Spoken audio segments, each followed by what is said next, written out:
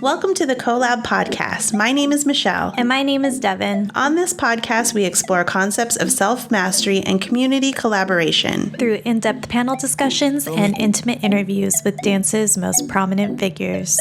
Yeah. See my peanut butter jelly snack, pull it ride, but she painting. That's my sunshine when it's raining. That's my boo, yeah. When I'm all alone, she pulled through. Hi, everyone. Welcome back to Collab Podcast. Today's guest is on a mission to connect with the artists in all of us. Host of the Of Like Minds podcast and all-around trailblazing creative, Kevin Belisario is someone we feel privileged to call our dance peer and childhood friend. When asked how long he's been dancing, Kevin's response was, too damn long. Well, in Kevin's case, too damn long has paid off as too damn good. Kevin has built an incredible presence with the dance community as a dancer, performer, and educator, working with teams and organizations such as Formality, Future Shock San Diego, APA Studio, Culture Shock Dance Center, Millennium Dance Complex, NSU Modern, Happy Feet, Culture Shock LA, Grown Ups, and Choreo Cookies. As a working professional in dance, Kevin aims to teach his students to be both artists of the trade and artists of life. With an insatiable appetite for growth and undeniable curiosity for what truly motivates people, Kevin is an outright inspiration for all human beings. Welcome to the podcast, Kevin. Thank you for having me, y'all. Appreciate it. We're so excited to have you. I'm happy to be here. Like, honestly, when y'all asked me, I was like, man, I don't know. It's just, I've always had an affinity for you two and your family and the studio, the box. Like, we go way back. So I'm excited to be on here today. I say this to every guest, and it's still my favorite thing is being able to do the research on our guests because we know you, in a personal way, but you never really take a look or really dissect, your resume, your professional resume, where you've accumulated all this wonderful experience. And so I love being able to do the research on our guests because you get to see it all in this snapshot. And so I want you to talk us through kind of from the beginning, what inspired you to pursue dance and really elevate it and take it to where you are now as a dancer? Yeah. So I think my dance journey is kind of like a lot of people's. I was the only child. I have a half sister, but at the time, it was just me and I was the youngest on my mom's side in terms of cousins. And so I did everything that my older cousins did. Swimming, ice skating, music lessons, you name it. And we started at APA Dance Studios, I think in 2000 or something. It was a long time ago. And started taking beginning hip hop. And I just enjoyed it. And I just tried to, honestly, I was just trying to keep up with my older cousins. I kind of got competitive through just, sports, playing sports and doing all those other extracurricular activities. And so that's kind of where the love first started, was at APA Dance Studios. Just taking class with my cousins and just trying to keep up with them. I love that. I can relate. It's also humbling too. It's being the youngest, you're going to catch on the slowest and you're not going to be as good. And so I think that was just a real, a nice kick of reality right away. Oh, dang, you have so much to learn. And so I think that's just something I've always tried to retain. I mean, that's kind of exhilarating to have to play catch up and see okay, that my family, I see where they are now. Mm-hmm. I can get there, and can I go beyond that? So that's really awesome that you had that inspiration within your family. I think Michelle and I can very much relate because we come from a dance family as well. So we understand that push and pull, right, of motivation and feeling inspired by what you see your family members do. I do want to talk about a little bit of an earlier dance memory. I don't know if it's okay to talk about. Let's do it. But I remember a very young Kevin Belisario at one talent show in elementary school. I think it was a solo performance to NSYNC. Yes. Yeah, let's talk about that. Do you remember? Yeah, I do actually. So this was 2 years maybe before. This is a long time ago. A year or two before I even did like dance, like formal dance classes. And I remember my mom was kind of pushing it because my mom and my parents saw me just watching NSYNC and Michael Jackson videos and just imitating them, just loving it, right? And so my mom was like, you should just audition. And at the time, I was very shy. And I think there's moments where I am. And so I remember going to the auditorium, and I was in second grade, I think. And I missed the auditions for the younger kids. They were on like fourth and fifth graders, like the older kids. And I asked, and my mom asked, and they were like, hey, we'll make time and room for you. And then I auditioned to, I think it was It's Gonna Be Me. NSYNC was my first ever like mix. And so that song is always special to me because I was the first one. But yeah, it was mostly because my mom just saw something. She saw that I really enjoyed it. And she was the one that really encouraged me to kind of start it. So it's thanks to her that I even had like somewhat of courage to get up in front of people and try to make something of it. So yeah, that's that in a nutshell.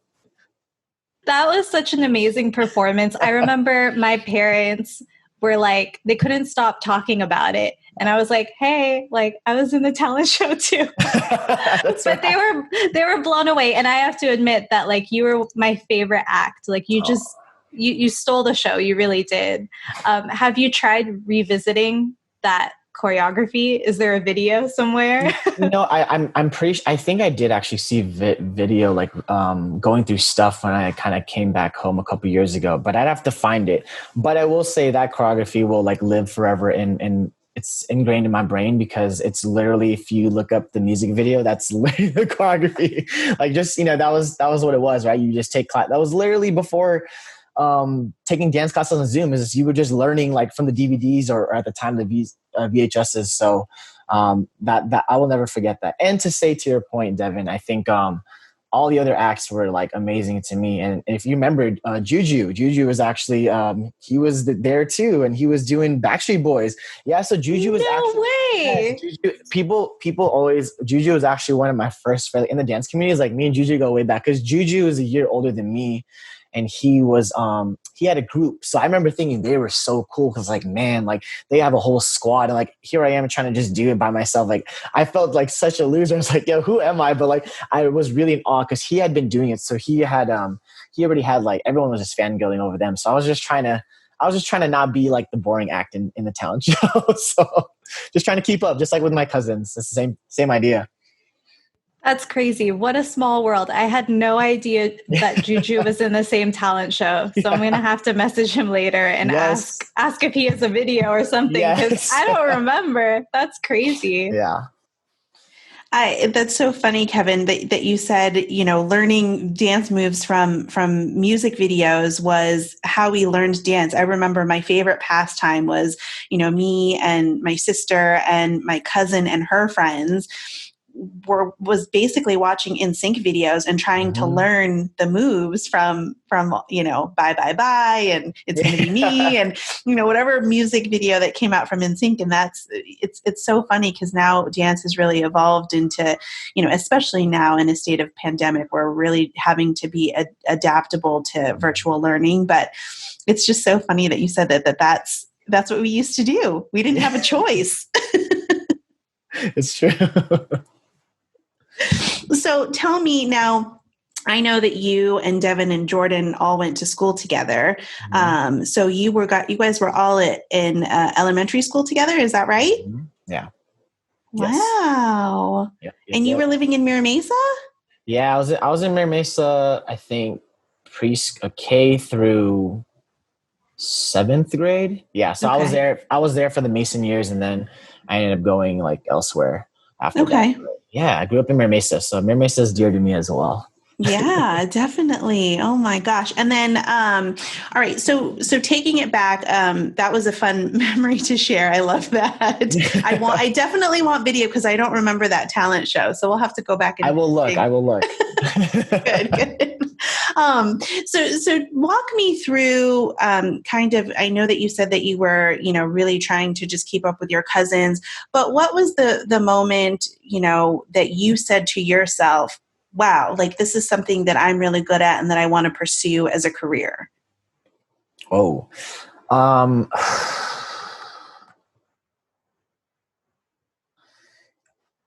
I don't, I guess maybe the first, I don't think to that degree, but I think the first like, whoa, like I'm getting recognized was actually a month in taking classes at APA. Because at the time, for those that don't know, that was who was teaching was Eric Saradpan. So Eric started Formality, and he essentially, Temecula Dance Company, so on and so forth, that studio over there.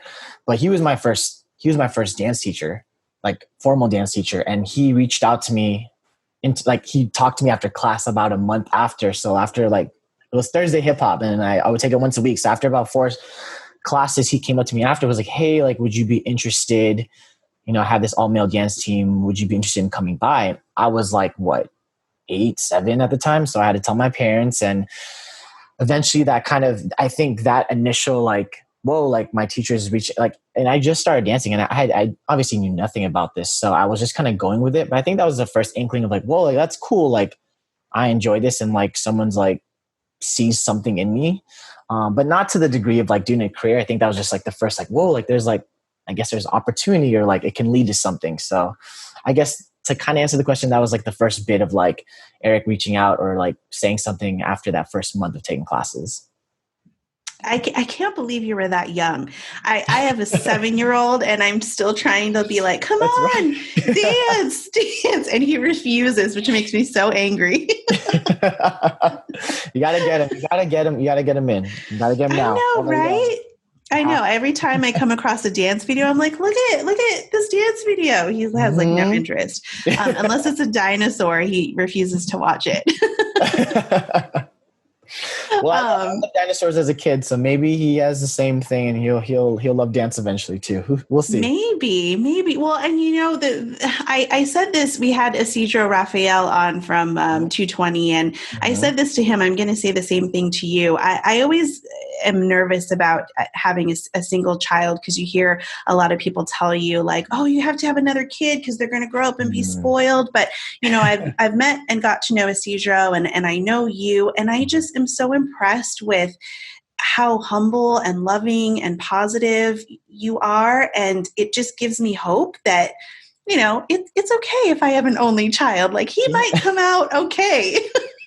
He will. It's because he has a great support system. And I think that's what it comes down to. And I think, there's pros and cons, but knowing you and your family, Michelle, like at however many you want, I think that's going to be the best thing. So don't worry. I wouldn't worry at all.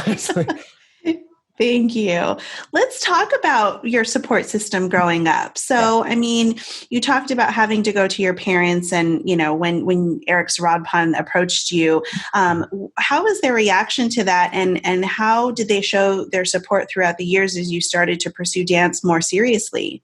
Yeah. So one, obviously, for usually, as we know, like as dance teachers and YouTube being like studio owners, when you teach class, like, you don't allow anyone to be in the class. You can watch from outside, but you can't be inside. So Eric actually made an exception. So for those that don't know, we had the audition, or Formality was having rehearsals at a Southwestern college and like the big dance studio, and they have like, stadium seating or like bleacher seating. So my family, it was literally my parents, my grandparents, and I think my cousins, Abby and Kimmy, the ones that would take dance class with. So shout out to Abby and Kimmy for being there since day one. But yeah, it was literally like the 6 of them. Like they were all because they wanted to know like, what environment was I getting thrown into. And it was, obviously it was just a bunch of boys being boys. And like, obviously they had to kind of filter a little more what I would eventually kind of see. And it was just all fun, but they just kind of wanted to see what the environment was before like letting me be on my own and kind of trusting, especially like me being the only child. They were, I think, maybe a little more like, okay, like we have to make sure that we know what he's surrounding himself with. So the support was there. They just wanted to be there, I think, in the beginning, like hands-on to make sure like everything was good. But even like throughout, and maybe we'll get into that later, but yeah, they were always there at rehearsals, every single performance and show. So they were very hands-on, that my family was. So I had that support system. So I have them to thank for everything. That's really awesome. I think having family be there to support you is a huge blessing, especially when it comes to dance, because it's, I feel like the art is still establishing itself as a profession. And I think we're getting closer and closer to that goal. But with certain family cultures, that can definitely put some strain on the relationship. So it's really exciting to hear that your family was there. And I can just imagine them sitting in the bleachers and cheering, like, quietly, respectfully, but, being there, cheering you on. I mean, I'm still blown away by the fact that you were on Formality at such a young age. Can you talk to us a little bit about how it felt being so young? What was the dynamic like, especially because, the dancers were a lot more mature? No, absolutely. I think it's perfect because I was like, oh, I think I missed something. But I think Formality for me was, I have a half sister and I love her. And we just met like in the last few months. So, for the majority of my life, the first, essentially 26 years is like, I always knew I had a sibling, but I was really an only child. And so at that point in my life, to get like 20 big brothers was huge. Not only because we can all mess around and just have fun, but at the end of the day, it's that same thing that was instilled from my cousins. It was like, oh, like, yeah, you might have something, but also like you have the most to grow. And so that was very humbling, and it just allowed me to just focus. And I think being surrounded by people that were older ultimately just forced me to elevate. Like I had to keep up. That's really what it was. I just had to make sure. And I remember that first rehearsal, actually, funny story is, for some reason, I don't know why I did this, but I would look at, I think Eric taught the first piece. And so I would look at Eric and then I would look through the mirror.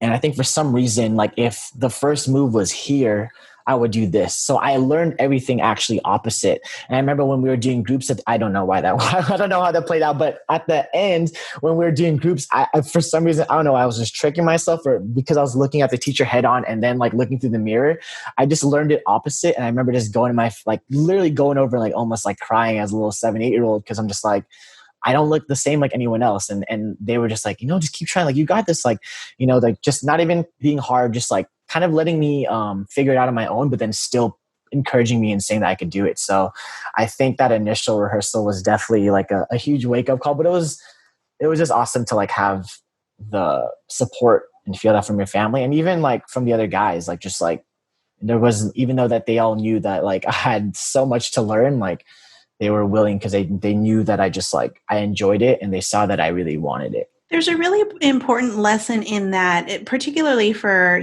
being 7 or 8 years old, because, as kids, we're so vulnerable to criticism. I know that, even sometimes my son, will get sensitive if I don't tell him I love him in the right way or the way that he wants to hear it, So I think there's an important lesson and value in being in that, surrounding yourself with these, older, more mature dancers, and having that support system. Because you could have easily been like, you know what, I'm doing it wrong. I'm out. I'm done. I don't want to do this anymore. But you stuck with it. You had the great support from your fellow dancers at the time. And I think that you may not know this, or maybe you do, that has really carried on with you, because you as a person are just a really hard worker. You're very goal oriented. And, I don't know if that is what set the stage to who you are today, but it's a great testament to, who you've become. And I want to talk a little bit about taking class with Kevin Belisario, because it's one of my least favorite things, but also an activity that I look forward to the most. Oh no, what's happening? So, I mean, I remember the first time I took class with you, I was exhausted. I was like, what the hell is happening? But and this is going back to, the mentality of you not really giving up. I think you instill that in your students, and you may not realize that, because the energy sort of carries throughout. And as much as I wanted to like turn around and be like, peace out, I'm done with this class, I knew that I needed to stay. And there was just sort of this energy in the class. And I remember thinking like, God, it's such a weird conflict. I'm so tired, but I want to stay and I want to keep going. And it's just such a unique feeling. And it's almost addicting, because I remember thinking like, I want to dance with Kevin all the time now. Like once I got over feeling totally exhausted. Oh man, you're too sweet, Michelle. I mean, I think, just again, it comes down to like, family values and what was instilled into me. And I think not that my parents were and my support system, because I want to include my entire family. Not to say that they were complete disciplinarians, but I think, just being in a Filipino household, we kind of all already know like what that entails, and also being the only child. So like there was no distraction. Like the focus was always on me. So like I really couldn't get away. And when I did step out of line, like I got checked real quick. So I just understood that. Like I was pretty good at following rules when I was younger. So I just kind of, okay, like, well, I'm gonna get followed there if I do that. So I gotta make sure I stay in line. So I think just knowing that, and it just kind of stuck with me. Just kind of like, okay, like this is what's right, this is what's wrong, this is what I have to do. And then kind of taking, what I've learned from my family and plugging it in the dance class, but then still making it digestible for like whoever takes it. Cause that's the thing, right? It's like having a fun class, but then making sure you can focus, having a class where you can discipline, making sure you don't lose their attention. So it's like having to balance all these things to a perfect, like, this is like exactly what you need. So I try to do that. And it's just trying to perfect it. And we never get to perfection, but just trying to get there each and every single time that I step into the studio. I think one of the other things that I love about your class is that you really focus on you really focus on perfection, and like you said, you may not ever get to it, but you also are very mindful of everyone that's in your class, and you really gauge your class based on who's actually there, and that's a craft and a technique in itself, right? Because anyone in theory could teach choreography, right? Yeah. But to be able to gauge the different levels in all of your class and really hone in on, certain aspects of it and really drive everyone to perfection, I think is a really unique skill set that you have. And I think that's probably what makes your class so addicting, right? Because it is so honed in and focused on that. So if you haven't taken a class with Kevin, I don't know where you've been. Appreciate that. Yeah, y'all are too sweet. I appreciate that. Yeah, when the studio doors open again, if you get the opportunity, if Kevin's teaching, then listeners, like, just go for it. You'll be tired. Like, we're not going to lie to you. Bring an extra shirt, bring a lot of water, but it'll be worth it. Sorry if I could just ask, what do you remember what I was teaching or what I was doing? Because I'm just like interested to see like what I was doing. I honestly don't recall. I don't remember. I don't remember the song, but I do remember that it was very high energy, and there was a lot of footwork, like a lot. Yeah, it's great. Yeah. I think at that time, because I think it was 2012, 2013, maybe, when I was like really at the box. And I think that was after my first year of college. And I'll just kind of get into a little bit now, but when I went to UCLA, part of what I did was I danced as part of my major. It wasn't my full major, but it was part of it. And the cool thing is that we had to focus on two styles. So the two styles I focused on were house dance and West African.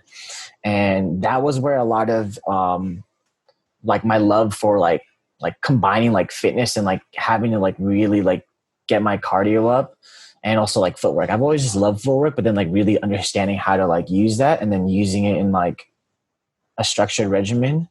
So, I mean, I was definitely like, oh my God, I want to apply this. And like, what better way than to like apply it right away? Like when I was back in San Diego for the summer. So that's definitely the reason for all that madness.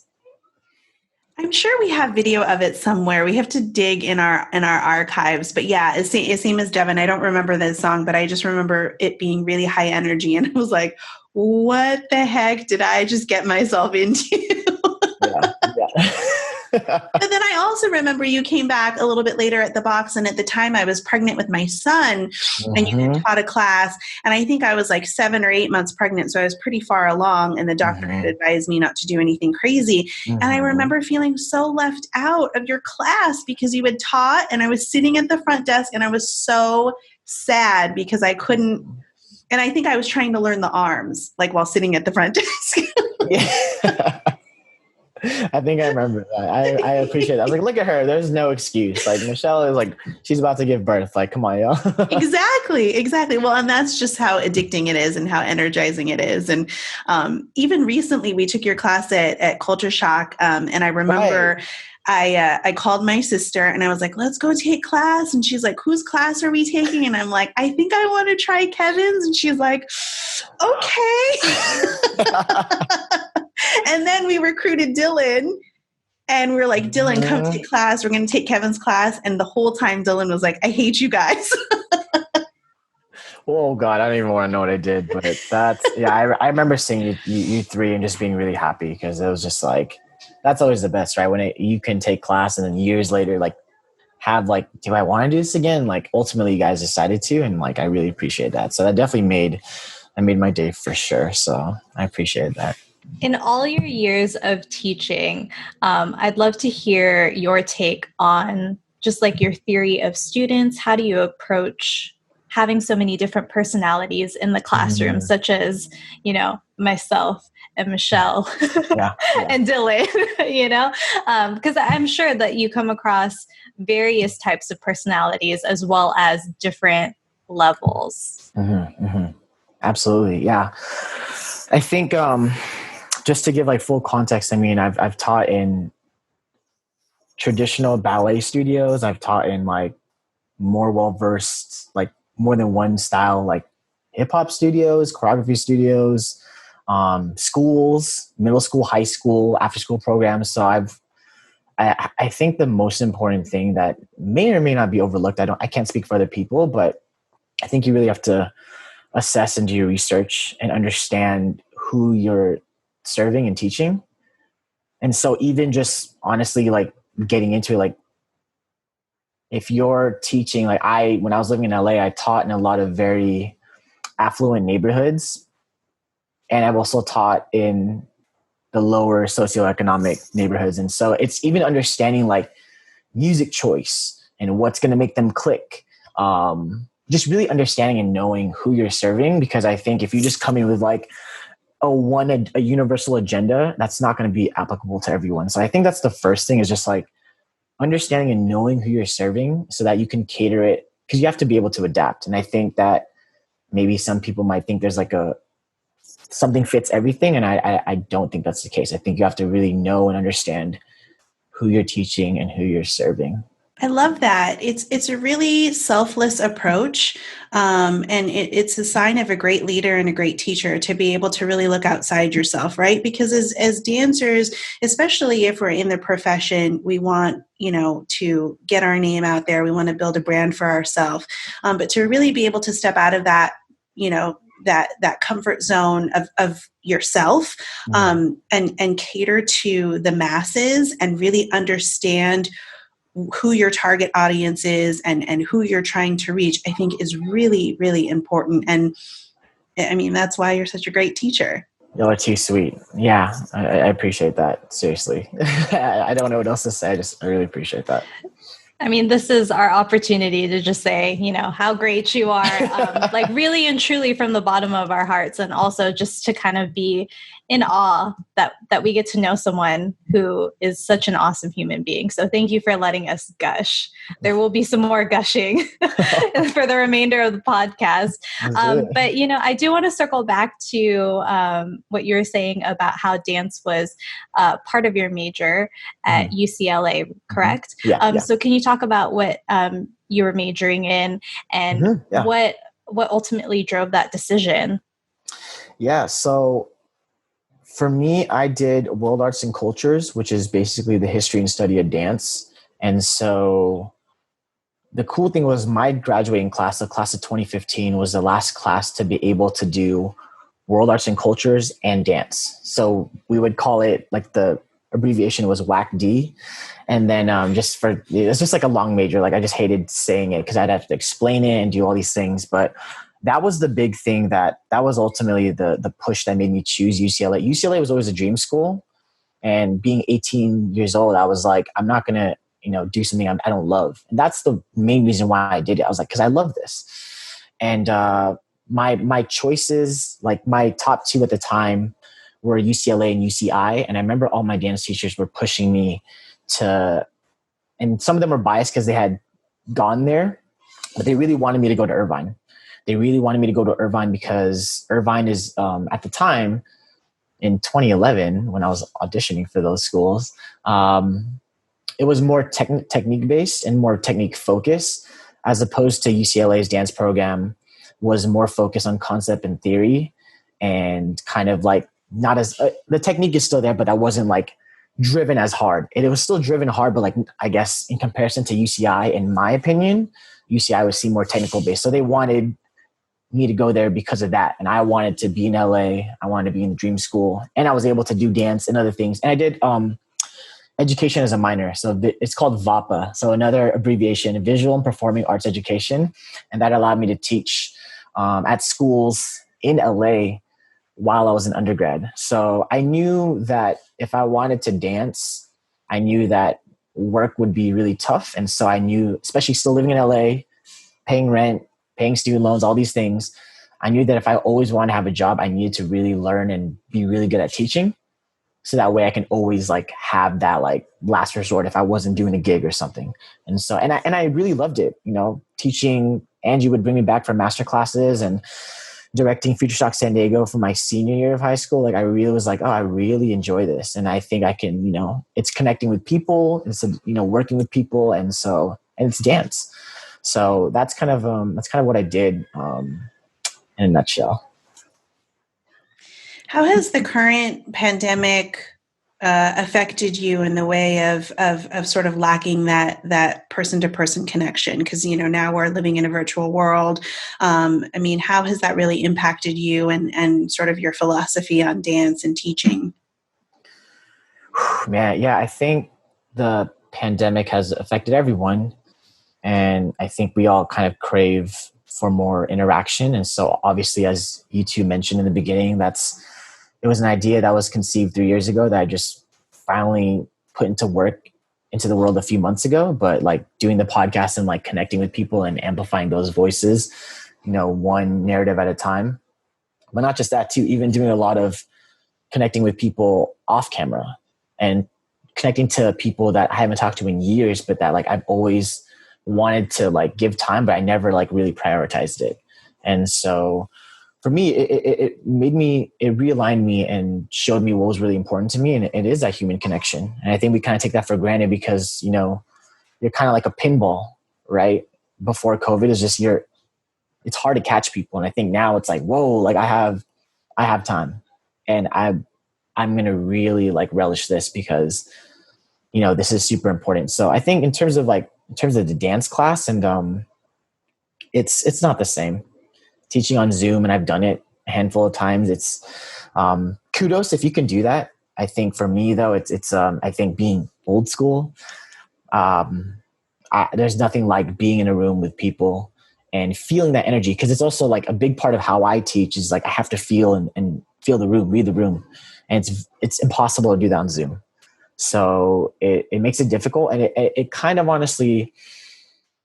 It kind of takes the joy out of it. And I think that's why I've been putting a lot more of my energy, into, just other things that isn't necessarily dance and teaching.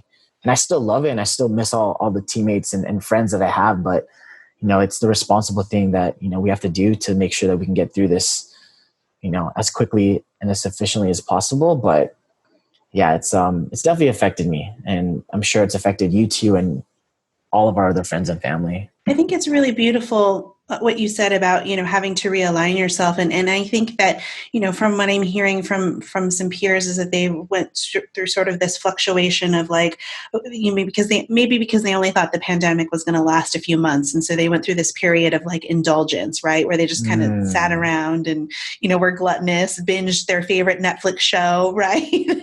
And there's nothing wrong with that. There's nothing wrong with that. I did it for 2 weeks. The last 2 weeks of March, and I don't use this lightly, but I mean, I don't think I've ever felt that, but I was literally like, I don't want to say depressed, but like I was there. I mean, just, you literally get like, like all the studios you don't get to teach, being a dancer in San Diego, it's tough. And so I had other part-time jobs to like help supplement that income, and literally, getting laid off from those places as well. And so for me, it was just like, wow, like you go from 5 years ago to achieving this dream of going to UCLA and doing all these great things. And they sell you on this, you're gonna be able to do anything. And then here I am, like in like tens of thousands of dollars of debt. And it's like, well, I can't even help put that away and everyone's affected. So I'm not exempt from that, but it was tough. And I think it just ultimately starts with just like, I remember marking like every single month, like I needed that 2 weeks I needed that to like propel me. Like the beginning of April, I started like working out like every day. I have a regimen. I still do to this day. May is when I started writing for the podcast. June was when I released. I filmed like 10, 15 episodes in May. And then like I started writing just for other things. And so like for me, it was just, I needed that refresher, but I don't think that would have happened without feeling like complete shit. And like, I needed that 2 weeks I literally didn't do anything. Like that was terrible. But in hindsight, I'm almost like, I really needed to get to that point, to be at rock bottom, to be like, okay, there's literally nowhere to go but up. But personally, I needed that. Yeah. Well, and I think that's really beautiful because you did actually have sort of the right mind to come out of it and to say to yourself, like, okay, I've had my 2 weeks, I've been gluttonous, I've been indulgent. Now I'm going to turn it around and I'm going to actually realign myself and do something positive and do something productive for myself. Devin and I were just talking yesterday, actually, just exactly about this very same topic about how we give so much day in and day out, right? Where we're giving so much and we kind of get in this vicious cycle of giving. But sometimes we just need to take like a mental break and give ourselves the mental space to just do nothing. Right? Because we're constantly putting energy out, and sometimes we need to refuel ourselves and re-energize ourselves. So I think it's beautiful that you did that and you were okay with it, but you also just snapped out of it. Yeah, I definitely worked backwards, and I think it was maybe after that first week I said, okay, like I'm gonna do this, but I kind of was writing and made a plan, and I said like by this date, which was April 1st for me. And it wasn't April Fool's. It was like for real. Like it just so happened to land on that day, but I needed that like new month to be like, all right, like that was March. That was, a lot of shit happened. I've been preparing for this. Let's just get better one step at a time. Yeah, that was your ready, set, go moment. Exactly. For our listeners who might be curious, can you talk us through your quote unquote quarantine fitness regimen and what your current fitness goals are, since you can't get into, a studio right now? Yeah. I think so for me, and I think for a lot of people is at least pre-COVID, like we're all really busy. And so for me, it was, how can I be efficient and do something quickly and something that's like it doesn't seem like impossible, something I could look forward to. So for me, I'm like a firm believer in like compound interests. And take that as whatever you want, but I think it applies to everything. Like dance, like you've been doing it for years, you're going to get really good. We sleep 8 hours a day. You're going to get really good at sleeping, like just falling asleep anywhere. Cause you know what I mean? So I think compound interest is a big thing to me. And for me, I said, okay, what would be like my analogy I'd always said to myself, and I saw a really good podcast too. I think it was Joe Rogan's, and it was this great UFC trainer who had talked about the differences between how the Russians train in terms of the fighters in comparison to the USA. And he had talked about how the Russians, they would maybe work every single day. They would do like 30 minutes but like every single day. And then you have like people in the USA who would train like really hard for an hour for like 2 days out of the week. And so if you're looking over time, that's like 2 or 3 hours more a week. That's 8 more hours a month. That's 12 times 8. That's 96. You know what I'm saying? So it's like, it might not seem like a lot in the current day, but I mean, when I hit day 100, it's like, whoa, like that's 10,000 push-ups I had done in the last 3 months and 10, you know what I'm saying? So I think for me, it was just like simple things I can do every single day. So for me, it was just variations of, I did 100 push-ups and I had like a whole core workout. Cause I think like you have to have a really strong core as a dancer. And I actually saw a PT a few years ago and I thought I had a really bad back because I was having back pain, but they actually told me when they assessed me, they said that I actually had a strong back because it was overcompensating for my core that wasn't where it should be. So I was like, okay, that's a weakness. So I need to focus on that. So for me, it was just like, I'm just going to do 100 push-ups a day and I'm going to do this core workout. And I would switch it up after every few weeks. And it was cool because I would post about it and I would tell people if they wanted it. Like I was all about like, this isn't just for me. Like this is like, the information's there for you. And I wanted everyone to like thrive off of it. And it's just like, it gave me energy for the day. It gave me energy to write. It gave me energy to be productive. And so I just felt like it was just a overall, you know, it was what I really needed at the time. And, you know, I hate to say it, but like, you know, health is the number one thing. And not to say you have to work out every single day, but you can't enjoy life if you're not healthy. And I figured like, okay, couch potato for 2 weeks. We're not going to do that for a while. So yeah, so that was it. Just little by little, 100 push-ups a day. I have a whole core workout that I can always send to people. So if you need that, you can always message me. but yeah, that's pretty much that. Can we link it in the show notes and share it with our listeners? We Absolutely. would love that. Yeah. I'll send that to you guys. I'll send exactly what I do. Okay, cool. I mean, I know that I would be interested in, and I loved what you said about the compound interest thing, because, you know, it really is an accumulation of all the hard work that you put in, and you're putting little increments of time in. And it may seem like not a lot in that, you know, 20, 30 minutes of effort that you're putting in a day. But when you actually reflect back and you look at all the time that you've invested, and not only that, but you're seeing the effects of all of that work that you did. You're stronger, you're healthier, you're rejuvenated. So I love that analogy. And it's the same thing that, you know, people don't realize it, but they've been doing it. Like I had mentioned, like you're doing something over and over time, and it's just applying it to like, and it also just makes it more fun too, and like gives it structure. So I think it's just working backwards and like figuring out what you can break it down from there to like best move forward. So that's kind of how I approached it. Do you do 100 consecutive push-ups? No, not. It's so funny. Yeah, no, I definitely do take a break. I mean, I could do a good amount in a row. But I mean, I actually just started and I would do 25s, 4 sets of 25. And I would do them, this is to get into the nitty gritty of it. Like I would do them with pauses. So it's actually really tiring. So like, you know, there's like, you can just kind of blast through them. It's not really doing much for you. And so it's getting that control, but also explosion, which also applies to, I guess, like how I like to move. So for me, I feel like having the two contrasts, like I think that will like make for a really good balance. And you can like, yeah, it just felt, and I actually felt progress. And as opposed to before when I was younger, that would just be like, oh, I did like 100 push-ups, but like it really counts as like, 10, because it's like, how effective was that? And just doing research and reading and figuring out what I liked and like, what I enjoyed. And so, yeah, so definitely, yeah, I'm not doing 100 push-ups in a row. I mean, if you could do that, that's awesome, but I'm not there yet. But over time I could get there. Be sure to follow Kevin on Instagram for that 100 push-up day, like consecutive. Yeah. I know. I think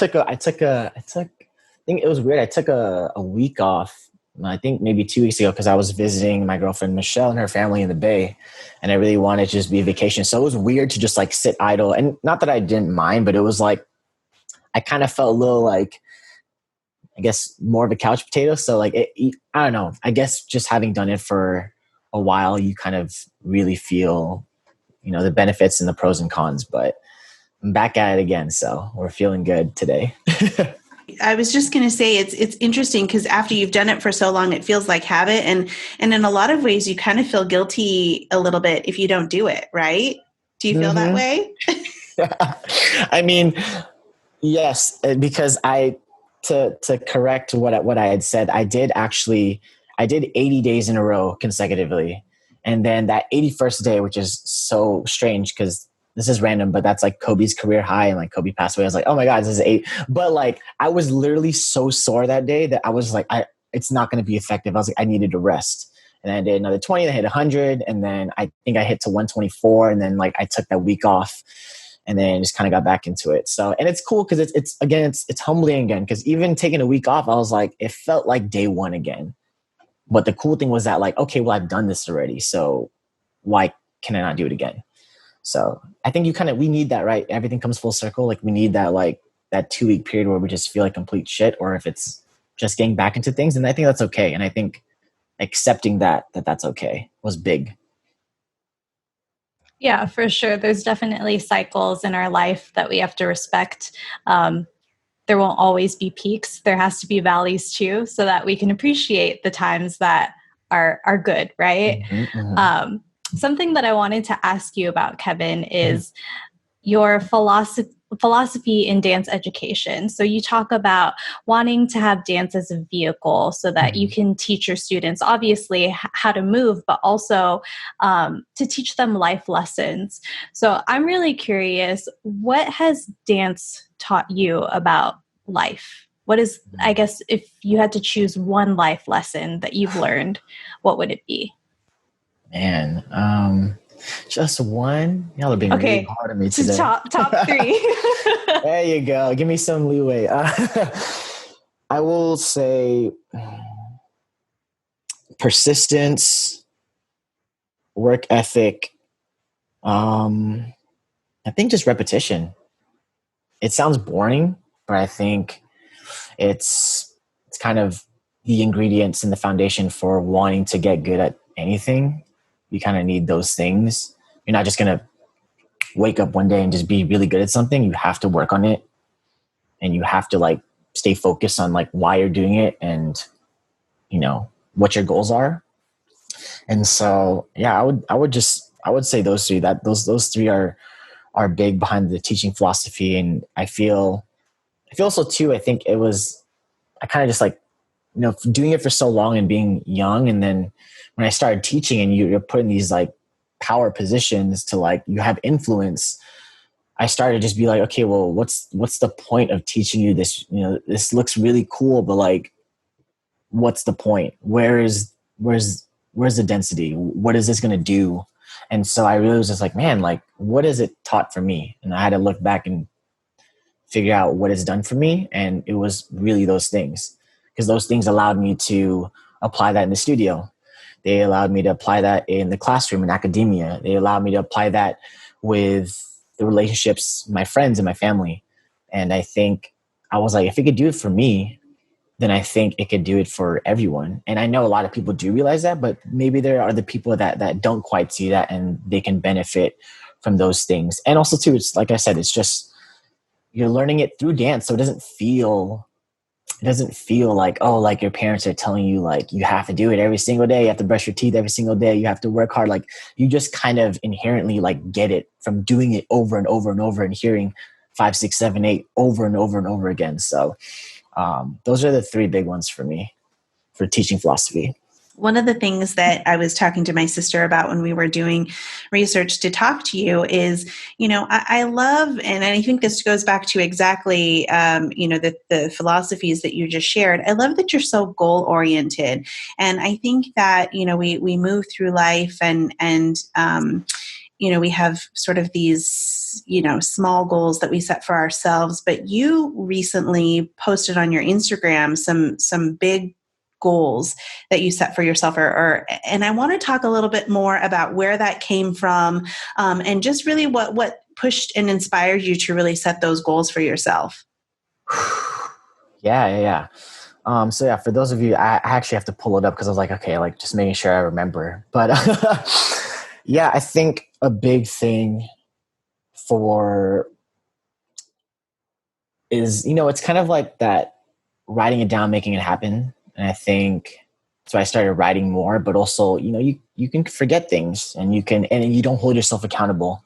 And I think for me, I've been like decent with like holding myself accountable, but I wanted to put it out there just to like, okay, well now like it's out there, and like if that's what you need, then that's what you need. And at that time I really needed that.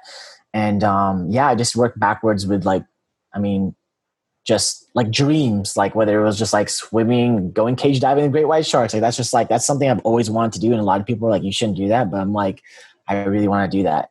Or just like paying my student loans off and being financially debt free. You know what I'm saying? So like, I think just working backwards and like understanding like, what I wanted. But that was, again, learned from dance. And I just wanted to hold myself accountable. And I felt like it was just like and it was cool because a few people had reached out to me and just kind of shared their own with me, like their own, maybe not necessarily 2 or 3 or 5 year goals, but just like little mini ones. And that's cool, because that's all I needed to know, that like this was a positive thing. Like people were reaching out to me.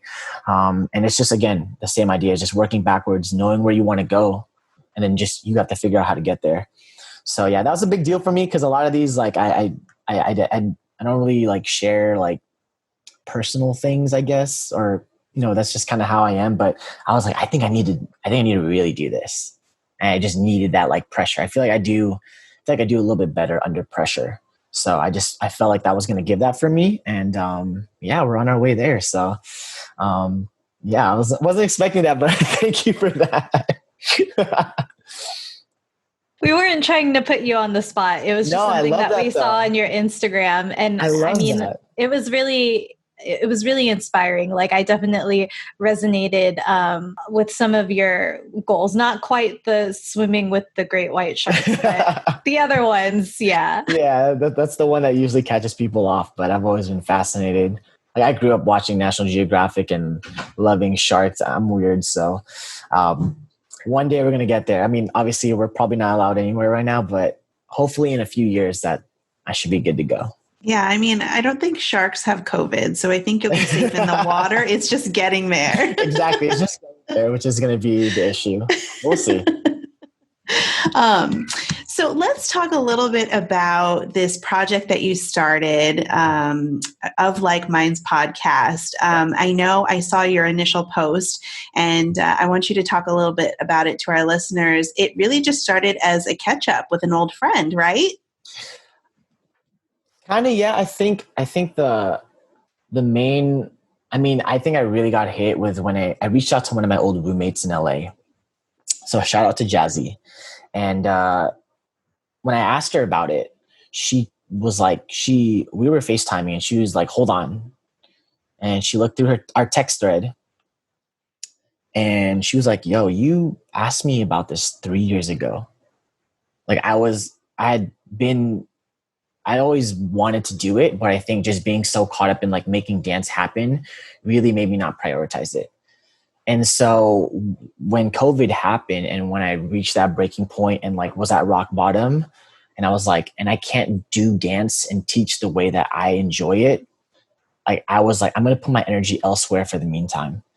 And I just started writing, and I found a purpose, and I wrote down my inspiration, and it's something that I send out to like my guests before, kind of similar to what, you guys have done. And for me, it was just something that was like, if it's not now, it's never going to happen. And that was a big deal for me, because I think, and this is kind of going into like the artist or dance, the dancer aspect, but I feel like when dancers may or may not feel pigeonholed into like, oh, that's all you do. And I think for a while, a lot of people that maybe were envious or didn't like me for whatever reasons, like they'd be, oh, like he's just like a dancer. And that always, like, that was one of my biggest, like that would get me burning up inside. And so for me, I was just like, well, I want to prove to myself that one, I just even posting that first thing was big, because it's like up until then, it's like all my posts is just about dance, right? Majority. And so it was a big like identity shift. And it's always been a part of me, is just like actually sharing that with the world. And that was a big thing. It was like, whoa, like I don't usually like being vulnerable like that, but I felt like it was important. It was what the world needed, and it didn't need another dance video. And so, yeah, it it was just that inspiration. It was something that had obviously been brewing for a few years, and that it took me a while, but ultimately, like, I'm here now, and that's the cool thing. So yeah, the Of Like Minds podcast is not the name, but like the podcast itself was always an idea for even when I was living in LA. And it sucks to say that COVID like was like kind of like the push that finally gave me like, you should do this, but I'm happy nonetheless that I'm here. These are weird times for all of us. So I think it's an amazing thing to say, like, hey, I checked off this thing that I've been saying that I've been wanting to do. There's that saying, one door closes so that another one can open. And I think that very much is true in how your podcast started. I really also just want to thank you for talking about dancers being pigeonholed in that identity, because that's something that I've personally been wrestling with the past years. I've always been known as I owned the Box Dance Studio with Michelle and Jordan and Dylan, but I've had to shift and kind of like showing that other side of my identity. Everything that you just said, I'm like, oh, Kevin's like in my brain right now. He's sharing my story. Like I resonate so much with what you said. Posting that first thing that is not dance related is a lot scarier and nerve-wracking than some people might think. And I mean, in this time where dancers can't be in the studio, where teachers can't be teaching, they might be struggling with the same thing. So what advice would you give to someone who needs another creative outlet, but is struggling with that tie to dance? So you're saying just like breaking from dance and just like bringing to light like their new art or sharing that? Yeah, like for those who have been doing dance so long and are kind of just like at a standstill because of COVID, what advice would you give them to keep those creative juices flowing? Yeah, no, for sure. I think a big thing, like, I'm a big fan of writing, and because once it's there, it's there. Like I think there's so many brilliant ideas that are honestly never see the light of day because they come and like, if you don't capture it, like it's lost. So I think writing and figuring out like what you want. And if you can take that same passion from dance and apply it to something else, no matter what the art form is, you can be just as good, if not better at that. And over time, it's not going to happen overnight. Right. But you'll see like, people will start to really like, and people are really good at like feeling out like, like the BS and like, are you doing this for clout? Are you doing this to like, or do you really enjoy like, like what we're doing, like connecting with people, and highlighting and highlighting narratives and what may have you. So I think it just starts there with figuring out what you want and writing it down and just having all your ideas out and being able to look at it. I think it's different to like think it and then to be able to see it, especially if we're talking about dancers, just us being so visual oriented. Learning visually, like you could probably not tell a dancer something, but if you showed them, they'd be, oh, okay. You know what I mean? So even having to play to your strengths like that, it's cool. I've actually had a couple of people that have reached out to me as well about starting their own podcast, and they were like, oh, what do you like? I can say all these things, and like the best advice I or anyone could tell you is just to start. It's the same way. Like, honestly, I wish I started working out every single day March 1st instead of April 1st. You know what I mean? So I think it's just starting, and you learn and you inevitably get better along the way. And if you really love it and you keep doing it, it's not going to feel like work. And so that's what it feels like. And I think anyone can be there. Anyone can be there. And so just start. That's the best thing I can say. Just start. I love that. I think that's such an important message because you're right. We get caught up in our minds. There's, it's human nature to have a lot of self-doubt, right? And we're constantly questioning our own motives and our self-confidence. And we're constantly just hesitating out of fear or just, whatever the case may be. And so I think it's such a valuable piece of advice to just say start, because exactly what you said, once you get going, you'll pick up the momentum and it'll just take off from there. But you have to do it, because if you don't do it, then you'll never know.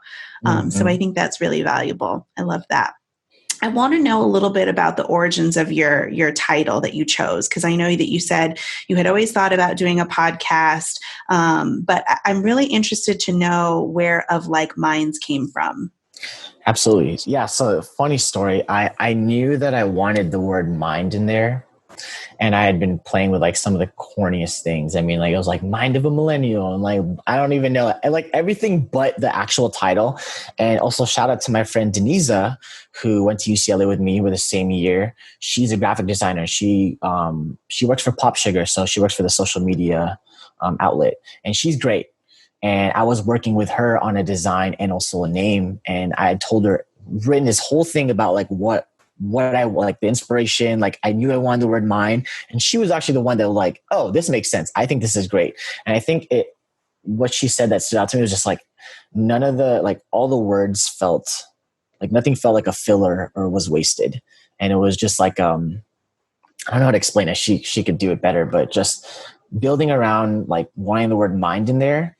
And then I don't even know if you guys seen the design, but like the staircase with the mind, like in the minds, like with the eyes connected with like the little, like the dash, and like, just like the eyes connected. Like, I think like I and I, like even going into her design was just like, seeing that was just like amazing. And she had sent me like, I think 20.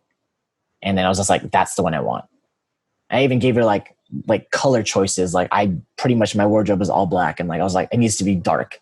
And like maybe some teal, because I also love teal. So, but yeah, shout out to Denisa she was the one that like ultimately I gave her like all the ingredients, and then she was the one that made, the title that I fell in love with and the design. So I lucked out because she's a pro and she's amazing. And so that's kind of where it was. So she helped unscramble my my fallen Jenga pieces. Like she definitely pieced it back together and helped me out there. So shout out to Denisa. I love it because it's so succinct. It's 3 words, and it really gets your message across, and it sets the intention for your podcast, right? Because there are, especially now, and exactly like you said, you've already had friends that have reached out to you that want to do podcasts. And I think it's such a great invention to have podcasts, because it gives people outlets to talk. But I really think it sort of sets the tone and expectation for your podcast in a market of such saturation. And I love that, because right off the bat, by looking at that title, what kind of podcast you're going to be expecting. And it's really kind of the epitome of you, Kevin, because you're just so, like I said at the beginning, you're a positive light, and you have this great mindset. And I think it's the perfect title, and you're the perfect host for a podcast like that. So, well, thank you. And if I could just say I think just one thing I think I missed, I did want to add on, is that a big thing about the title name, it just popped into my head right now, is the fact that like, I wanted to show that even if you identify as an artist or a dancer, more so, that you can you can intellectually have conversation with anyone. So like the first 2 guests are good friends of mine from UCLA. They're both nurses. And I've had graphic designers and I've had engineers, you know what I'm saying? So I think the idea was like, it doesn't matter how different our experiences are.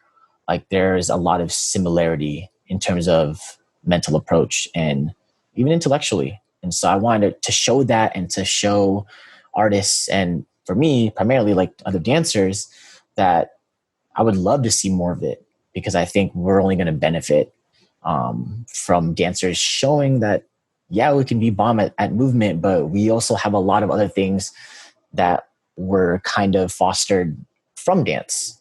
And so not looking at your dance training as like, oh, like I'm just a dancer, but like looking at it as like, oh, being proud of that. And then like, how can I split that and like make that grow into other things?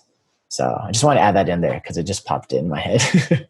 For dancers to be able to say, I am a dancer, but I'm also fill in the blank. Mm-hmm. So that's awesome that you're providing a space for people to do that, and to also connect with people who are outside of the dance community, who are maybe trying to pivot and explore other aspects that are like, you know, kind of tugging at their heartstrings and feeding that little bit of curiosity.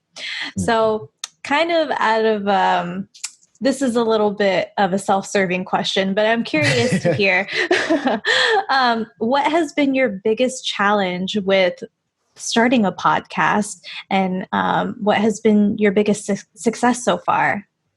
This is so perfect. I think we'll start with the challenge. And I think the biggest challenge was honestly really was, again, how to start. And it was how. I remember it was always like, I'm going to buy all this wonderful equipment and, yada, yada, yada, and working with a million different schedules. And I remember I have a really good friend who, shout out to Aldrin, he was actually on Formality with me when I started. So we go way back, and he actually has a really successful YouTube channel called Flypath, where he does the droning. And he was just like, just start. He was literally like, hey, like content is priority. Production value will come later.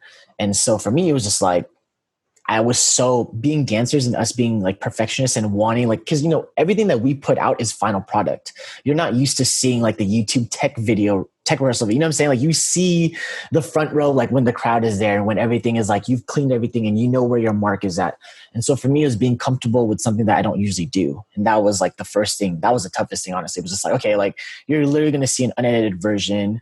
You're going to see like, like my fan in the room. You're going to see, you know what I mean? Like I'm not even working with the best equipment, but the content is like what's going to shine. And, from there you can put more into production. But I think that was really the biggest challenge, honestly, as kind of a cop out as that sounds, is just like being comfortable being like, oh, like I'm going to put something out, but it's not like polished the way that like I'm used to with dance.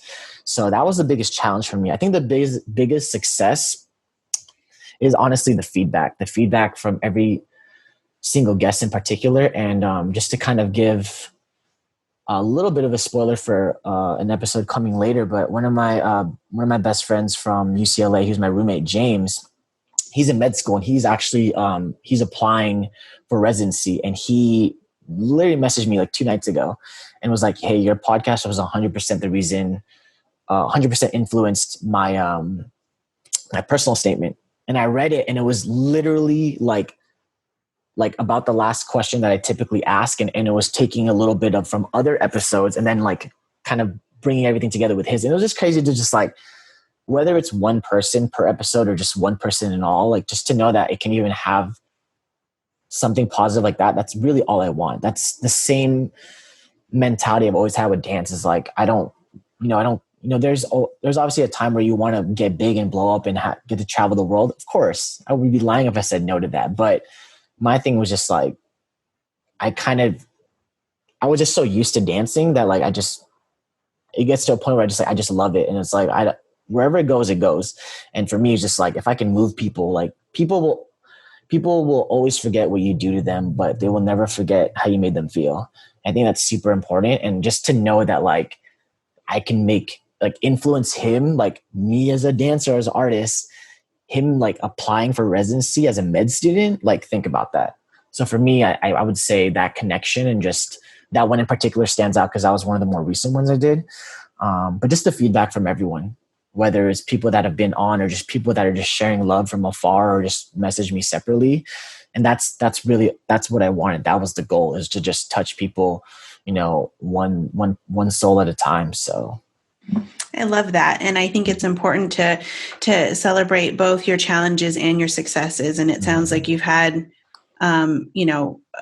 some challenges, and I want to take it back because, it's exactly what you were saying. You were so caught up in the finished product, but really when you took a step back, you realized that the content that you were putting out was going to be, better quality if you just hit record and started and put it out there so that the world could get exposure to it, as opposed to, getting in your mind and trying to refine it and streamline it. And I know that when Devin and I, first had conversations about starting Collab, we really got hung up in that as well, because we're dancers and we're used to putting out the finished product. And we were very insecure about, putting something that was unfinished and unrefined. So I can definitely appreciate that. For our listeners that are just maybe thinking about sharing something creatively online, because I feel like that's the state of the world that we live in right now. So if you have a project that's going online, just start. Like Kevin said, just start. They have a saying that content is king. So if you're putting out quality product, if there's value in what you're sharing, then don't worry about the rest. The rest will fall into place for sure. Absolutely. 100% agree. All right. Well, we're going to shift a little bit now. This is kind of one of the funner sections of our podcast. We do a rapid fire, and we've had all this intellectual conversation. We've gushed about how amazing you are, but this is just a fun segment where our listeners get a chance to kind of know some random fun things that they would never get to know about you otherwise. So I'm going to set a timer for 30 seconds. We tend to go a little bit over sometimes just because I feel like I want to hear as many of these questions answered as possible. But I'm going to set a timer for 30 seconds, and Devin is actually going to ask you a series of questions. And the goal is just as quickly as you can answer. I kind of want to finish all of them though. So if we run out, I'm honestly like I'm a private person, but I'm also like when people ask, it's like I'm an open book type of thing. So I mean, if y'all want that, like it's there. So just let me know. I feel like we're speaking to the competitive nature. like Kevin wants to be the first guest on our show to get through all of the rapid fire because we haven't done it yet. Maybe you'll be the first. We'll see. All right. Well, let's set a timer just for kicks. Yes. To put the pressure. Let's do it. All right. Ready, set, go. Choreo or freestyle? Choreo. Student or teacher? Student. One word to describe your dance style. Athletic. Lululemon or Nike? Lululemon. Solo or with a team? With a team. Favorite movie? Troy. Favorite TV show? Fresh Prince of Bel-Air. Favorite food? Oh my gosh, Filipino. Favorite color? Black. Netflix or Hulu? Netflix. Whoa! Did we get through all of them? Close. You got pretty close to the end. Like the farthest I think any guest on our show has ever gotten before. So that's amazing. We king you the rapid fire question answer. How many did I leave on the board? 2. We can't finish that? Or is it like you don't want to reveal that? We can finish them. I think I'm more interested. It doesn't have to be. I just want to know. Honestly, I think that's the thing. I'm like a curious person, so I would. Okay, so the last 2, I feel like they're pretty easy. Facebook or Instagram? Instagram. Early bird or night owl? Oh, night owl, 100%. Wow. And I will say, going back to Lulu and Nike. Yeah. Lulu for clothes. Nike for shoes. I love Nike. Wow. Yeah, I'm like, yes, 100%. Would you say that for the women's line as well? I'm just curious. For would you Lulu? Yeah. Yeah, I've honestly I've tried, obviously for those of you that don't know, I've worked at Lululemon and I've tried like women's products on just for fun, and like it's soft as hell. So it's great. It's great. I'm actually wearing literally I have like literally 10 of the same t-shirt. This is all Lulu. And it's like a dry. Honestly, like that's why I've gotten rid of everything. Because I'm like, wow, I don't need anything else. I'm a very simple person. So yeah. Lulu clothes and Nike shoes and you're good to go. That's Kevin's outfit of the day. Not joking, you really is. I don't know if you would be at liberty to share with us, but I have to ask, what are some Lululemon secrets or Nike secrets that you may have learned as you were working there?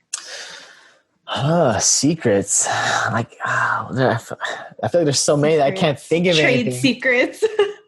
Or top products that I guess you would recommend. Like I know you talked about the shirt, and then also getting shoes specifically from Nike. Yeah, I think, oh my gosh. Well, I feel like there's just so much I can talk about here. I will say for the women, we'll start with the women's. I think women love the Align pant. It's like the casual wear. It's a legging or it's a legging, yeah. And it's like a casual thing. It literally feels like butter. And you're probably not going to want to dance in them, but for like casual wear, the Align pant is the way to go. And then for men, especially dancers, I had a Justin Arcega. You guys remember Justin, right? Literally Justin and Francis Florendo. They literally came into the store like, pre-COVID obviously, but I had sold them. They're called ABC pants.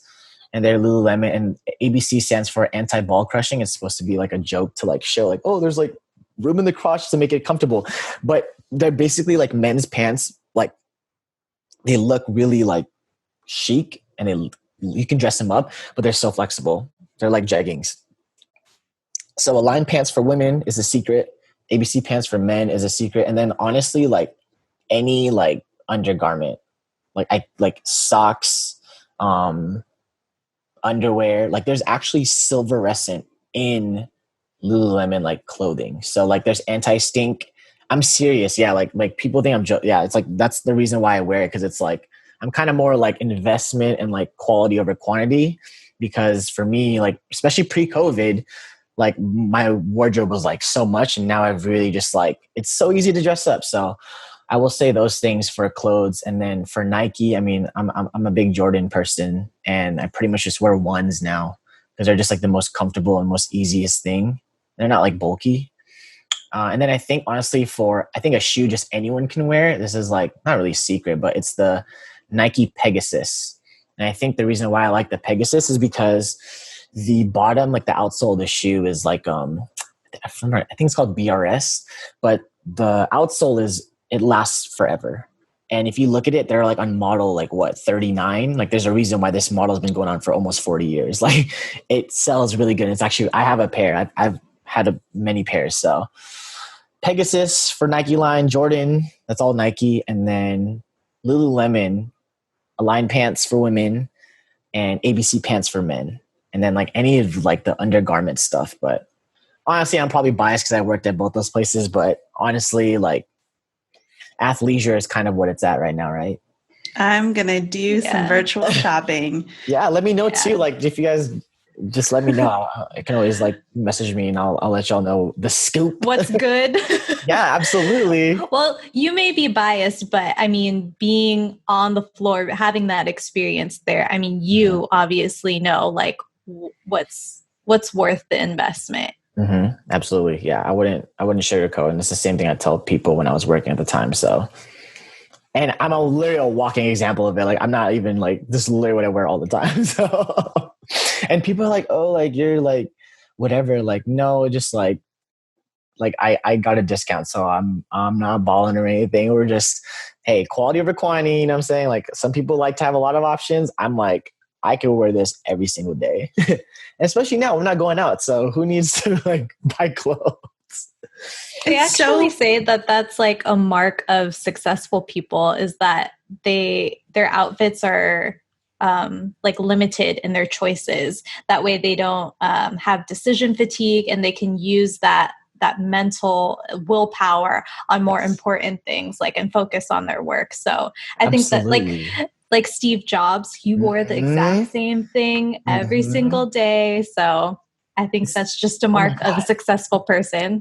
That just reminds me, it's Marie Kondo. That was one of the things I was binging during that 2-week period where I was like, what do I do? And it was like starting with myself. And then like, I don't know if you guys know the YouTuber Matt Diavella. He's the one that actually created the Minimalist. He's one of my favorite people. He wears the same. So like, I was just like, yo, like I love black. Like I have like a decent amount of it. I was like, what if I got to, I think one of my friends said it best. It was just like when you're about to do laundry and you're just like, you're kind of in like the C class of like your wardrobe. And I was just like, what if my whole wardrobe was just A class? You know, it's just all my favorites all the time. And so even like that mental shift of just like, I want to feel good all the time. So let me just wear my favorite outfit every single day and literally buying 10 of it. And then I'm set. So yeah, that kind of started with Marie Kondo, Matt Diavella. I had watched The Minimalist, but just watching his channel because it's a lot about simplifying. So yeah, that just thought of that. It popped in my head. That's so awesome. I'm such a huge fan of Marie Kondo and Matt. They're both amazing people. So for our listeners, if you're looking for something to, binge watch, but also get a lot of value out of, those are two people that could definitely help you, especially during these stay-at-home orders. Absolutely. I think it'll inspire you to be productive. Mm-hmm. Well, and I was just going to say too, Kevin, I don't really think that counts as like being a couch potato. Cause I mean, you were actually doing something productive by watching Marie Kondo. I know, it's just weird, just not being like as kinetic as we normally are, just like taking information and I guess learning a lot, but you're kind of just there. It's like, you're kind of back in like the classroom, right? But you're at home. So you really I don't know, if you do anything at home, it just doesn't really feel like you're doing anything. No, right? No. Like you have to that's the big thing that like a lot of people are like, it's hard to work from home because it's like, this is my sanctuary now. I'm bringing, so like I can get that to like some degree because of like that 2-week period. Yeah. I want to go back to what you were saying because it was so funny when you were talking about just, where there isn't anywhere that we need to go, why not wear the same clothes every day? Well, so of course, I work from home, but usually I wear my workout clothes because I want to be prepared to work out because I have meeting schedules and things that I need to work around. So the first thing I do in the morning is I change into my workout clothes. And then whenever I get to my workout, I'll work out and then I'll shower and I'll change, but I always get back into workout clothes.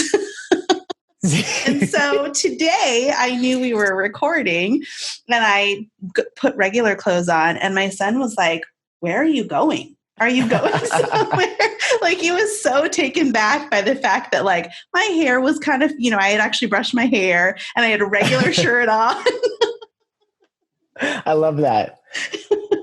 I know. I'm like, see, this is the perfect balance. You two bring the light and joy, and I'm just kind of just plain Jane over here, just the same. I mean, I'm surprised no one has made a comment on that yet, because like literally, and from now until the rest of time, because I love the choice that I made, but like every podcast video you'll ever see, and like I'm going to be wearing one of these 10 shirts. So just for those of you, like I don't wear the same shirt every day. It's like I have a rotation. It's like SpongeBob. It's like, all right, well, next shirt. Yeah. That's so funny. Well, and I was just telling my husband, because I needed to buy some more workout pants. I'm like, I need 4 of these. And he's like, I don't understand why you need 4 of the exact same pant. And I'm like, why not? It's your favorite. Exactly. Now I think I'm going to exchange them and go get some Lululemon. Honestly, like shameless plug, like it's great. If you're like a believer in like investing in like something that will last, like it's a pretty good deal, especially for clothing, because, clothing's clothing. It can deteriorate pretty quickly over time. So I would highly recommend. Yeah. Well, it's just more sustainable. Yeah, absolutely. Okay. So going back, you hesitated on the rapid fire when we asked you what your favorite food was. Oh, you said Filipino food, but did you want to clarify that answer? I like that's, you know what? Yeah, honestly, people that know me, and I'll always have a soft spot for Filipino food, but my go-to like favorite, if we're going to do it like by region or culture, it would be Italian. Can't go wrong with pasta or lasagna, or, you can never go wrong with any of those. So, but Filipino's pretty up there too. But it's because it's so greasy, It's like once in a while. Once in a while, it's okay to clog our arteries, and then you detox for many months after that. So, yeah, Filipino food in moderation for sure. We went to the Philippines last summer and I did not enjoy myself because all we were eating for the most part was Filipino food. And for my family, that was a dream. But for me, I was like, oh, I can only take so much at a time. Like it's really good, but I also don't feel that great. Yeah. Yeah.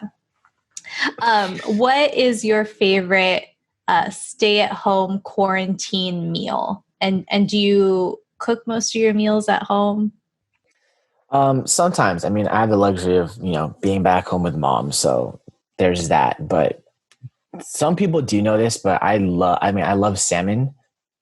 But recently, over over corn. I've always eaten salmon, but like my mom's been getting like salmon patties. So some people know I love that. And like these really nice lentils too. It's one of those like pouches. Like we have like just the ones from Costco, and it's just like my mom makes fun of me because it's just like I'll just like pour one of those on like a bunch of quinoa or rice and just eat that. Like I snack on it.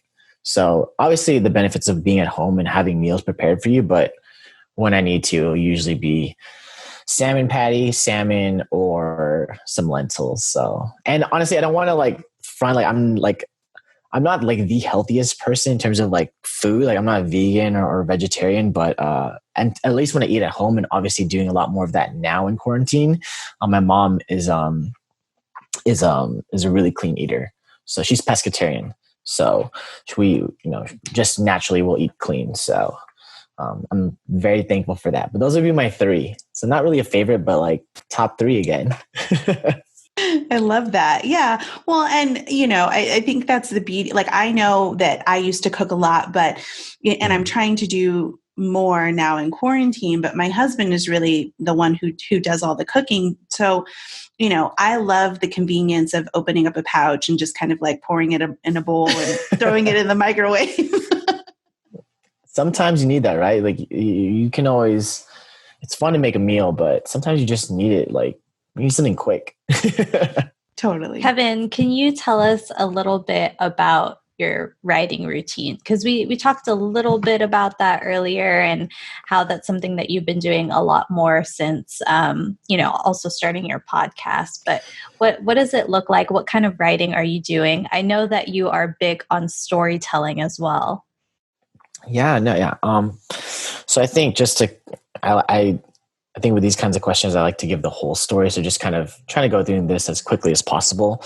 I used to, like in high school, I would write a lot, and I would it sounds cheesy, but I would write a lot of poetry. Like I was a weird kid. And I think just even, and it's probably somewhere in the garage, but I think that, and then just feeling, whoa, like this is cool. Like this is just like, it just feels like a place I can like park my thoughts. And then kind of slowly with quarantine, I think it actually started the end of last year. So before quarantine, I think there was a moment, and this is you guys probably aren't going to expect this, but there was a time when I was helping direct robotics dance family that's, unfortunately is no longer a thing. But when I left for Europe at the end of last year, and I didn't put my assistant directors, my co-directors in as good of a position as possible. And so there was we kind of lost a lot of momentum when I was gone. So that was purely on my fault. And I think at the time I had talks with, the admin, and it kind of like putting me on suspension. And that was also a really humbling moment. Like that was a moment like ending last year. I was just like, man, like, here I am not even doing my job as well as I should be. And so I still made it a point. I said, you know what? I'm not just going to, and I worked it out with them. I said, I don't want to just be suspended for the hell of it. And so I would literally go to rehearsal, and I'd have my same journal that I have, and I would take notes on these 2-3 hour rehearsals and like observe. And again, that was the same idea of it being super humbling. And so for me, it was just like, man, like it feels as shitty of a position that was on me. It felt really good to just write what I saw and write what I thought and take a step back. Cause it was nice. Cause at the time I was doing so many things. It was just like, it was kind of like, I was like, man, like God really, like, I really needed this, like this break.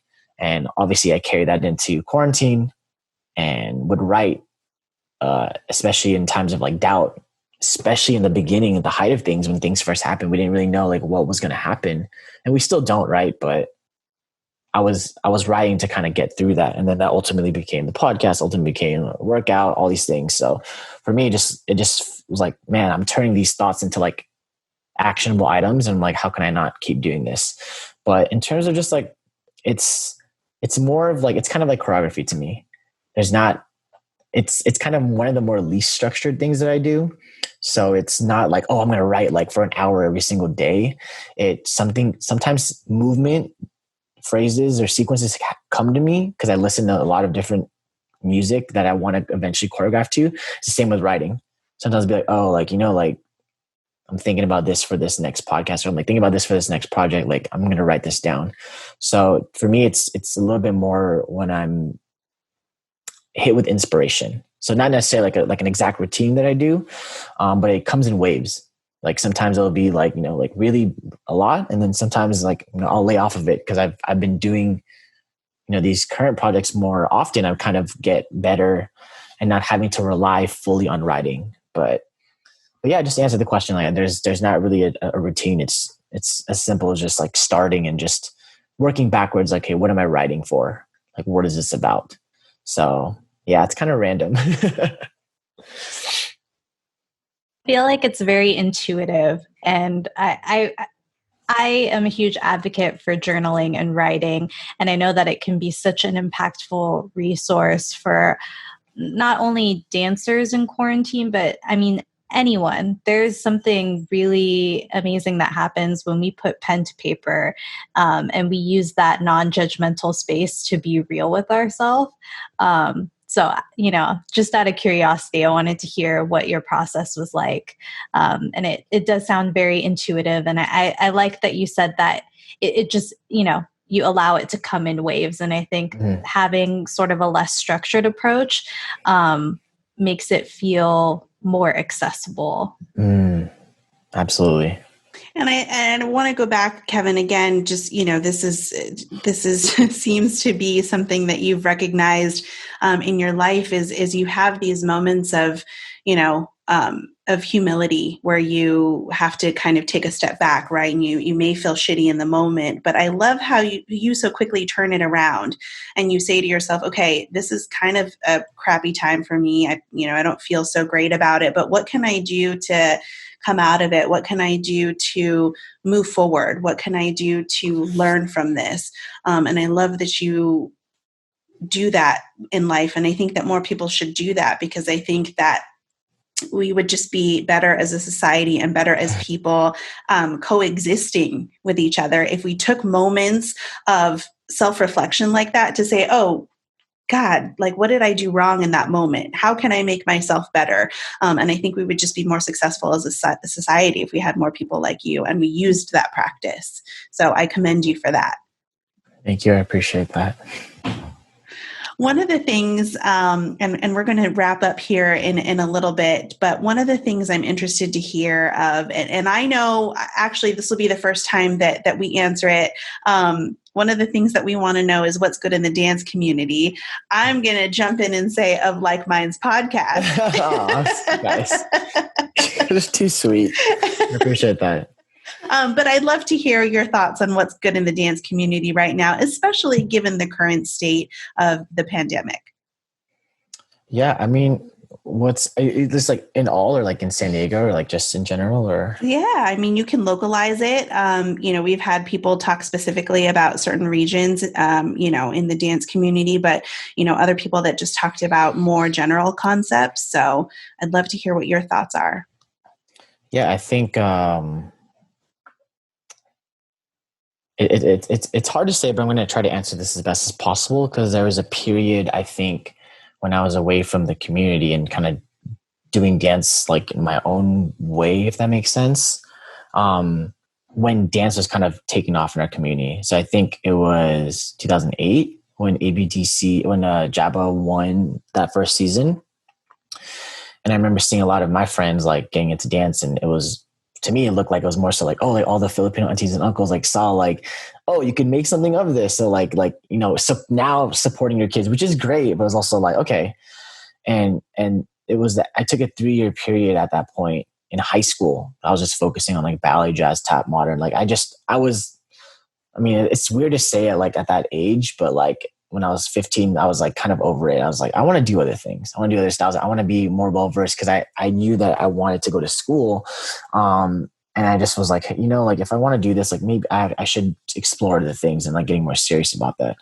And so coming back to the community, when we moved back in 2018, like I was just like, whoa, like there's a lot of development I think that's happened. I think even seeing within Grown Ups and Cookies, and just seeing how it's really a new generation, and seeing how like freestyle is kind of playing a bigger role than it ever did before that I saw. And I think that's really, really, really important. because it's just figuring out your movement. And that's something that I think in maybe a world where the community may like want you to look a certain way, and you may be feeling ostracized if like you don't look like that because you don't dance like that you feel like kind of like a black sheep. And I think that's what's so important about like freestyle or improv is like, you know, you can, whatever you do is like, is exactly where it needs to be. And so I think seeing a lot more of that and knowing a lot more people that do that regularly is like really inspiring.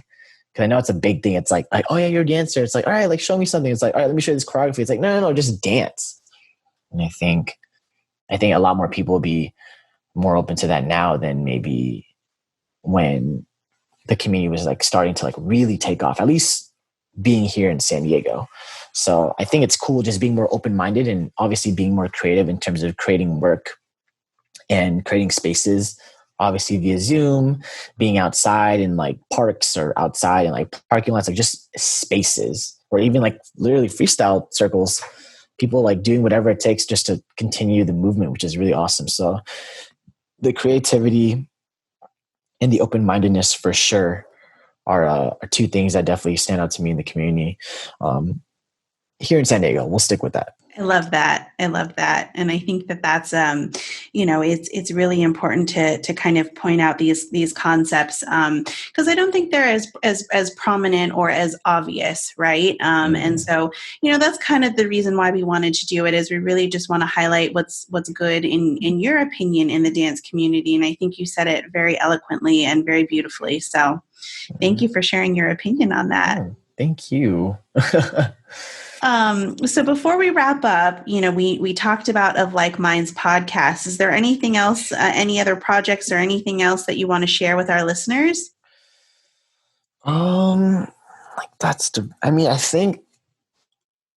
think it's, and you guys will probably see more of it. I think it's just like doing more content, like getting more traction. But I want to speak back to our point of just starting something, because I remember it was like the same day two of my friends from college, from UCLA, had reached out to me like, yo, I really want to I really, really appreciate what you're doing. And I want to help you whenever I can. So I actually have a friend who he curates YouTube channels. So I think he curates, the Ford, the car company. So Ford, I think Oprah Winfrey, and then Undisputed. So it's like a Sports Center, specific show on there. And he curates those channels, and he has been helping curate my channel. And it was just, I think that was another boost I needed to be whoa, that's this is what you do. You want to help me. That says a lot. And that was really cool. And so I think, just having that extra boost has allowed me to be I'm going to fully try to turn this into just a lot of interest. And so if you ever get a chance to peep the YouTube channel, you'll see at the new channel banner, it shows dance, podcasts, and lifestyle. And I think just being more okay and open and more vulnerable and transparent with other things that I enjoy that I've probably never really said to the masses. And so I think just really being comfortable with who I am, and honestly not really caring what other people think, and just doing it and doing things I enjoy, and just starting as the big thing for me. So I think it's Devin, you mentioned earlier, just things being more digital, and just trying to do that in the meantime. So I think a lot of stuff will be happening on YouTube, and I think it's by no means of trying to make a living off of there. I know that is a thing, but it's just sharing with who I am outside of dance. And so, and there is a lot of dance stuff that will be coming out that maybe hasn't been shown yet. But I think just that's kind of just extra. That's okay, everyone knows that, but showing other sides of me. So I think if you ever get a chance, you should maybe give me a month or two, and you'll start to see other playlists that are outside of Minds, or teaching at certain studios. There'll be other things. So I'm excited to share, but I think that's the cliffhanger I'll have to leave y'all on. Gotta leave them wanting more. That's very exciting. Very exciting. And I love that you're giving yourself an opportunity to show different sides of yourself, and I think this goes back to the earlier conversation we had in this episode where, as dancers, it's really hard to kind of break out of that. We're so used to doing a certain thing and being branded a certain way. And so to really put yourself out there, and also declare that you don't really care what people think, Yeah. I think is really important. And yes, the goal ultimately, I'm sure, is to inspire people, but to just kind of like block out all the haters, right, is probably what you were getting at. So I love that.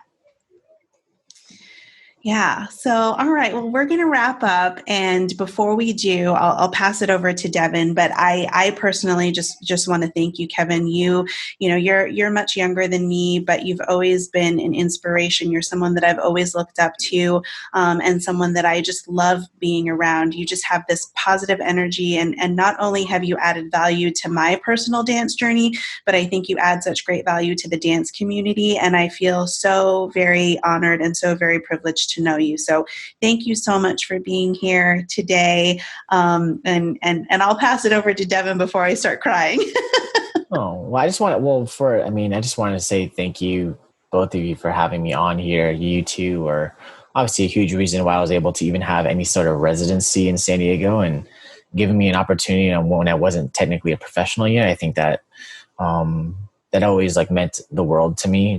I think it's anytime similar to when Eric first reached out, or, any sort of, support that can show that belief in you. I think that's something you'll never forget. And so I've always had love for you two and your family, and just giving me the opportunity and giving me another opportunity in a different light, which is a huge reason why I was excited to be here, not only for the podcast, but for you two. So just want to say thank you. And I love you both very much. Thank you so much for saying those very kind words. I was a huge fan of yours when we saw you at the talent show, and you're dancing to one of my favorite NSYNC tracks. And up to now, I'm still such a huge fan of the multifaceted creative that you are, doing all of these projects, and just being such a huge advocate for do what makes you feel good. Because I think that is something that we need in sort of this uncertain time. So thank you for that. And for our listeners, we definitely want you to follow Kevin and his journey. So we will have his links in the show notes. So be sure to check out Of Like Minds podcast, and also be sure to check out his Instagram, because I'm sure he'll be peeping a lot of behind the scenes and highlights from that over there as well. Thank you so much, y'all. I really appreciate it. Please don't bring your friends. Thank you so much for listening to the Collab podcast. If you enjoyed this episode, please show your support by leaving a review on iTunes. And be sure to subscribe to our show wherever you get your podcast. The conversation continues over on Instagram and YouTube with highlights from today's episode. When you on the way, make that move. In case they didn't know, that's my